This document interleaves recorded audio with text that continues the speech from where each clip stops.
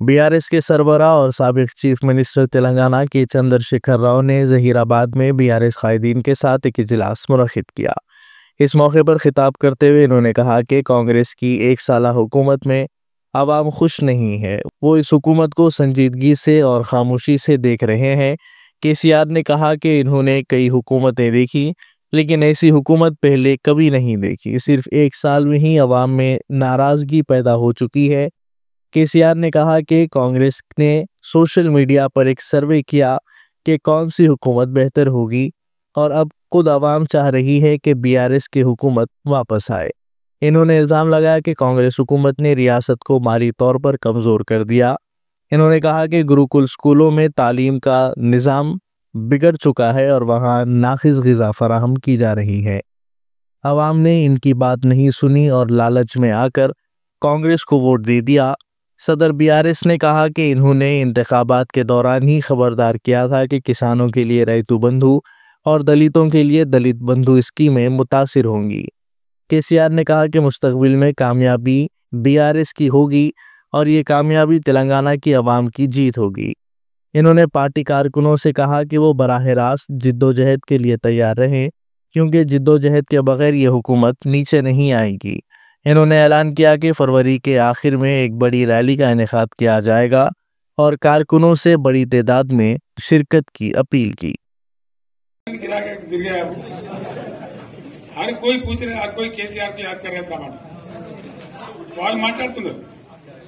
ఎక్కడ ప్రతి ఒక్కరు భూముల ధరలు పోయినాయి, మందు పోయినాయి, మసాలా అన్ని పోయినాయి। ఇంత మంచిగా 4 ఎకరాల రైతు నేను 4 కోట్ల ఆసామి అనుకుంటుండే, అంత ధీమా ఉంది,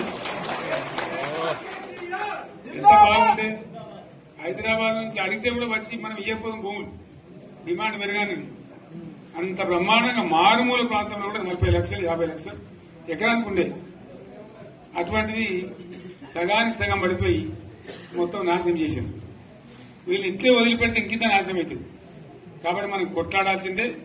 నేను ఇంకొక మాట మీకు చెప్తా, ఎలక్షన్లలో నేను మస్తుగా చూస్తే 50 ఏళ్లలో పార్టీలు గెలితే ఓడితాయి, ఇంత మాయలు ఏడాది లోపలనే కాంగ్రెస్ పార్టీ దొరికితే కొడతామని అన్నంత గొప్ప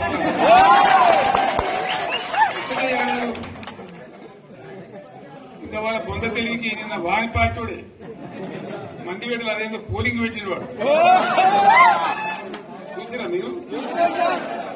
ఆ పోలింగ్ పెడితే 70% మనకు వచ్చింది, 30% మనకు వాడు పెట్టింది, మనం పెట్టింది కాదు। 75 ఇది పరిస్థితి। అదే నేను ఏమంటున్నా అంటే, ఫామ్ హౌస్ అంటే ఏముంటది, వారి ఉంటది, మాకు ఉంటది, అల్లం ఉంటది। కాంగ్రెస్ వాళ్ళు ఎంత మంచి చేస్తే పారబడి తవ్వచ్చు కూడా లంగత దీని ఫామ్ హౌస్ అని మనం బదనాం చేసి అంతే కదా। నేను ఏమంటున్నా అంటే, అన్ని మబ్బులు వీడిపోయినట్టు ప్రజలకు అన్ని తెలిసిపోతున్నాయి, మంచి ఏంది, చెడ్డ ఏంది, ఏం జరిగింది అన్ని ఇంకా ఘోరమైంది నేను చెప్తున్నా। వీళ్ళ తెలివితక్కువతనానికి ఏమైంది, నిన్న మొన్న రిపోర్ట్ వచ్చింది, comptroller and auditor general of India అని కాగ్ అంటారు దాన్ని, కాగ్ రిపోర్ట్ వచ్చింది। పోయిన సంవత్సరం మన గవర్నమెంట్ లో వచ్చిన ఆదాయం కంటే 13,000 కోట్ల రూపాయల ఆదాయం తగ్గిపోయింది। ఇంకా మార్చి పోయే వరకల్లా ఇంకో 3-4 కోట్ల అవుతుంది, అంటే 15,000 కోట్ల ఆదాయం పోతుంది। మన గవర్నమెంట్ ఉన్నప్పుడు ప్రతి ఏడాది 15,000 కోట్లు పెంచుకుంటూ పోయినాడు, చేసుకుంటూ పోయింది।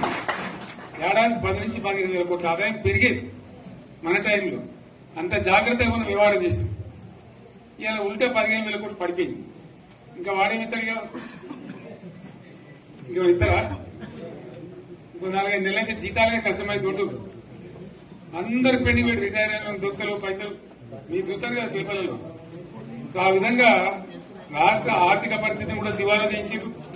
ఇవాళనేం కాదు, 100కు 100% ఇప్పటికే ప్రజలు నిర్ణయానికి వచ్చారు, డెఫినెట్ గా రాబోయే గవర్నమెంట్ మనదే అని అనుమానం కూడా అవసరం లేదు।